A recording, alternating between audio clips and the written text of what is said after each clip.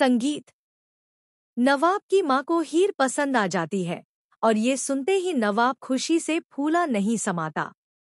लेकिन दोस्तों, किस्मत को शायद कुछ और ही मंजूर था, क्योंकि इसी बीच नवाब की जान एक ऐसे खतरे में फंसने वाली है जिसकी किसी ने कल्पना भी नहीं की थी।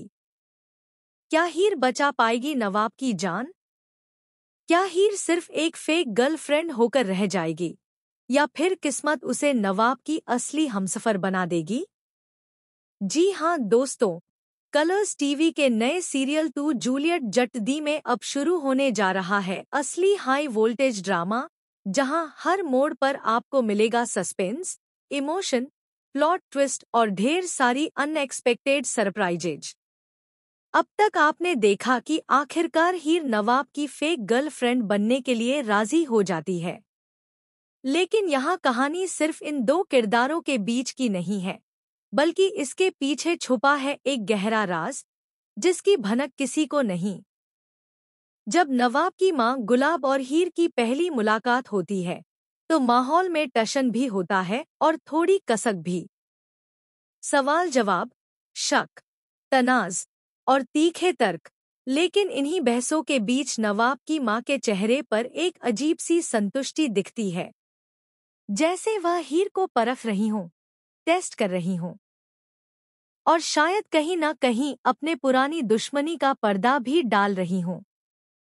हीर उस सिचुएशन को बड़ी समझदारी और इमोशनल इंटेलिजेंस के साथ संभालती है।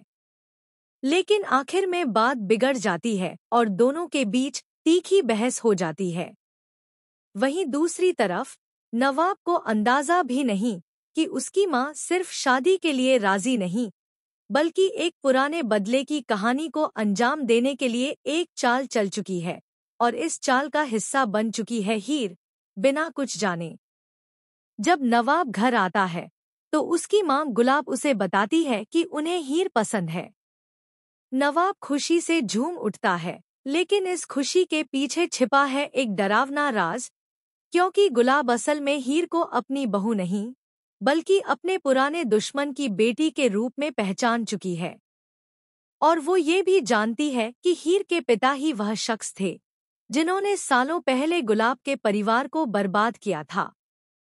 अब गुलाब इस नकली रिश्ते को सच बनाने नहीं, बल्कि इसे एक खतरनाक खेल में बदलने वाली है।